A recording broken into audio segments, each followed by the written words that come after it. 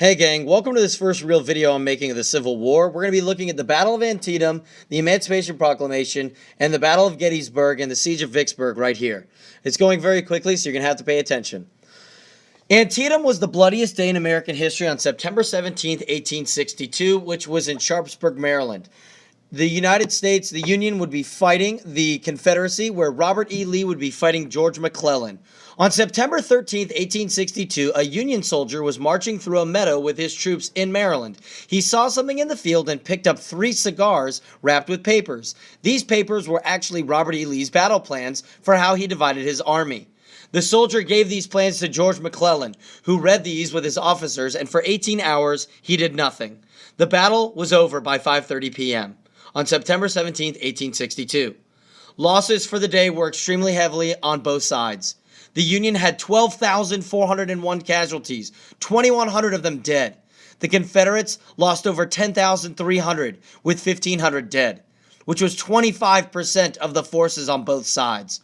More Americans died on September 17, 1862 than any other day in American history.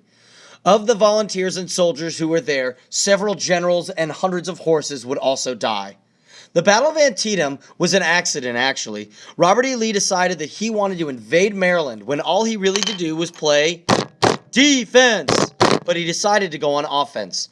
Robert E. Lee invaded Maryland with hopes to capture American forts and to get Maryland, which was a border state, to join the Confederacy in an attempt to crush the Union. The Battle of Antietam was 3 phases.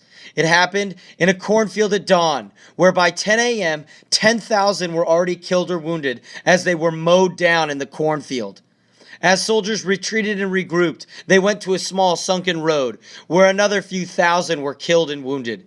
It then culminated on a bridge, where the bridge was protected by the hills, and Confederate forces were retreated as Union soldiers fired onto the Confederate forces crossing the bridge. After 10 hours of fighting in Antietam, Maryland, over 22,000 men were killed or wounded in such a tiny town, where both sides, the battle was so awful that even into the next 2 days, the screaming wounded and dying lay in the fields, where people were claiming soldiers.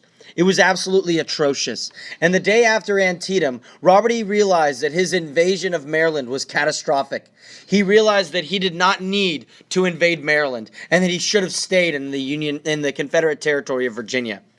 Lee retreated back to Virginia, where Abraham Lincoln was so frustrated because George McClellan should have invaded and taken Lee's men, where he could have ended the Civil War. George McClellan would be fired, and he would be replaced by Ulysses S. Grant. Great Britain was going to join the Confederacy if they had had a victory at Antietam, but they did not. For Antietam, though it was a stalemate where neither side gained ground, the United States looked at it as a victory because Robert E. Lee had to retreat back into Maryland. It was absolutely awful for the Confederacy. He retreated from Maryland back to Virginia, pardon me. In July 1862, Lincoln had thoughts of emancipation, and it was because of the Battle of Antietam that Robert E. Lee retreated back to back to the Confederacy, that Abraham Lincoln decided that his Emancipation Proclamation in September of 1862 should be official. 2 weeks after the battle, Lincoln visited the battlefield, viewed the wounded on both sides, and even met with his generals, where he fired George McClellan and stated that he was going to pass the Emancipation Proclamation.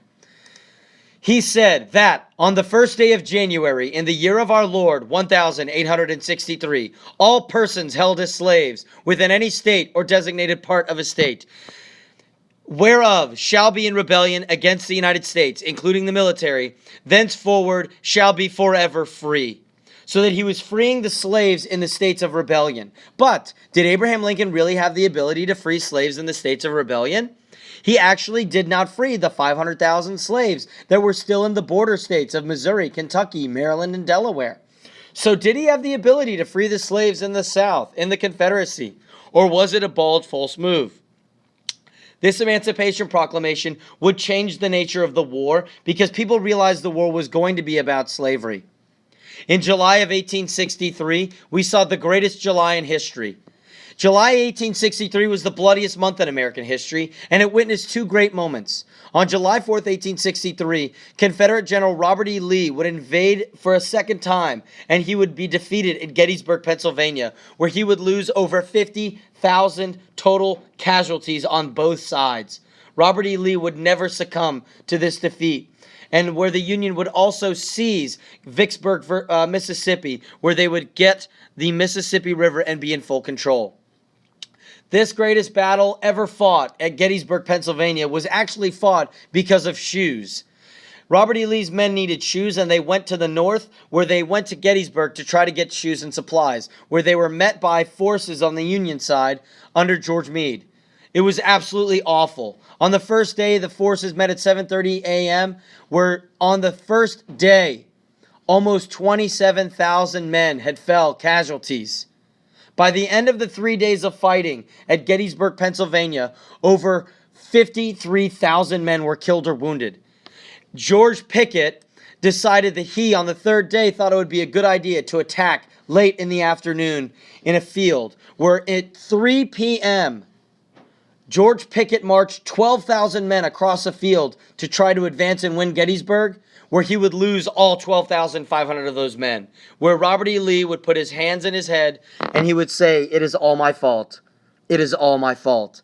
Where Robert E. Lee realized that the war was going to go poorly for him. At the end of the Battle of Gettysburg, Robert E. Lee was defeated on the third day, July 3rd, 1863. The Union had lost 23,000 men, where the South lost 28,000 men. And these two great armies realized that this was the bloodiest battle of the war. At the same time, Ulysses S. Grant had 77,000 troops at Vicksburg, Mississippi, where they were fighting Confederate forces in an attempt to split the Confederacy in two by claiming the Mississippi River. Though only 3,000 men were killed or wounded, and the Confederacy lost 29,000 men who were captured or wounded, Ulysses S. Grant really proved that the initials in his name, U.S., stood for unconditional surrender. And the town of Vicksburg, Mississippi, would fall to Union hands. So on July 4th, 1863, Abraham Lincoln heard that the Mississippi River was in full Union control and that Robert E. Lee had lost a major battle in Gettysburg, Pennsylvania. Fireworks exploded in Washington, D.C. as they looked out, and the nation suddenly felt that the war was changing and the Union had an upper hand. In November of 1863, Abraham Lincoln would deliver the Gettysburg Address, which would change the complete nature of the war.